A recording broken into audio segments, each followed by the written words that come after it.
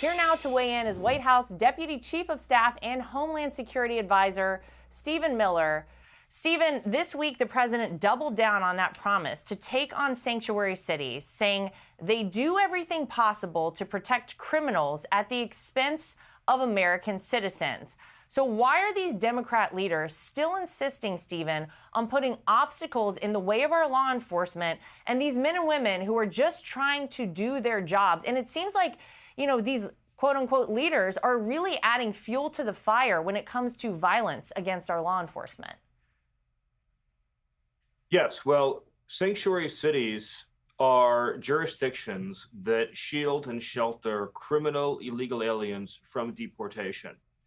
So, for example, in Minneapolis and Minnesota, when an illegal alien commits a crime and is deportable and can and should be removed from the country, the city of Minneapolis and the state of Minnesota prevent ICE from arresting and deporting the offender, even when they are charged or convicted of heinous crimes, including crimes against women, crimes against children, crimes of violence, and instead they release them back onto the street where they can continue to reoffend.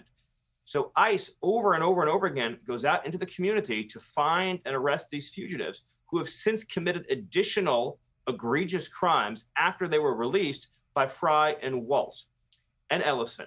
These are acts of insurrection against the laws of the United States and against the sovereignty of the United States.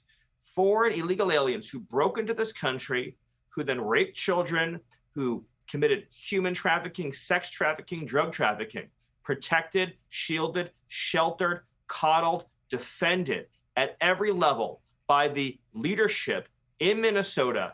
And then when ICE goes out to make these arrests, they unleash violent mobs to attack, assault, and impede ICE officers.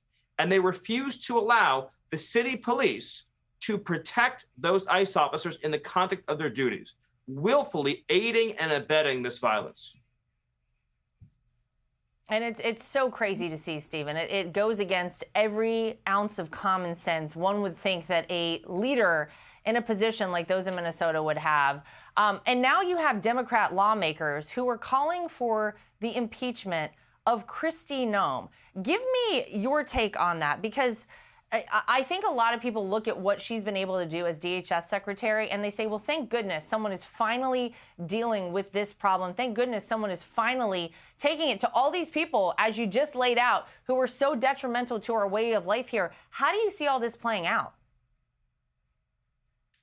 Well, this is really a core question about whether or not the federal government is in charge of federal law or not. This question is foundational to the American Republic. We have one nation. We have one set of federal laws. We have one constitution. We have one law of immigration. We have one law of citizenship.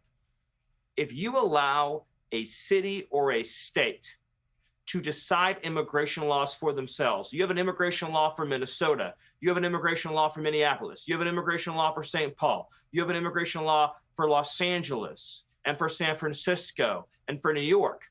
What you have then is total, complete anarchy and the dissolution of the American Republic. What Democrats are doing is vote harvesting, fraud harvesting, ballot harvesting, crime harvesting. Ask yourself, why would Fry, why would Waltz sanction such egregious violence against ICE officers? Because they understand that this scheme, this mass migration scheme, is the heart of the Democratic Party's political power. It is their plan for power today and long into the future. So they know that if this administration of President Trump is successful in reversing this invasion, it will deal a generational blow to Democrat political power. Well, before I let you go, and just very quickly, we know the Democrats are also weighing a partial government shutdown as the far left demands defunding ICE and opposing a funding bill for the Department of Homeland Security until that happens. What would that mean, Stephen, very quickly, for the agents on the ground, for these men and women of ICE?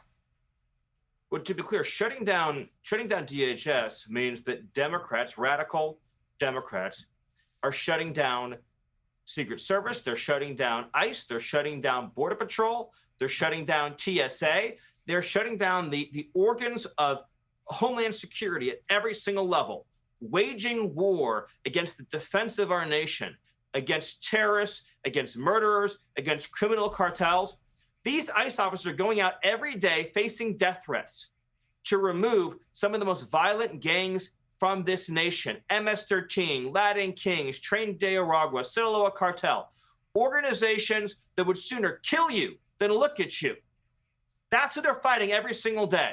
They're being doxxed, tailed, assaulted, harassed, and violently attacked as they're going out to battle the most violent criminal organizations on planet Earth.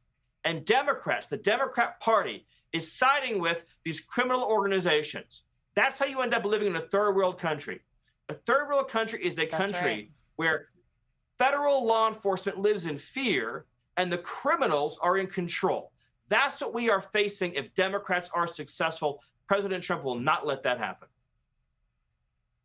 Well, Stephen, we appreciate you coming on to talk about it. Thank you for continuing the fight for safety in our country. We're incredibly grateful for all you, the president, and the entire administration are doing. So thanks so much for joining us here tonight. Thank you. Hey, Sean Hannity here. Hey, click here to subscribe to Fox News YouTube page and catch our hottest interviews and most compelling analysis. You will not get it anywhere else.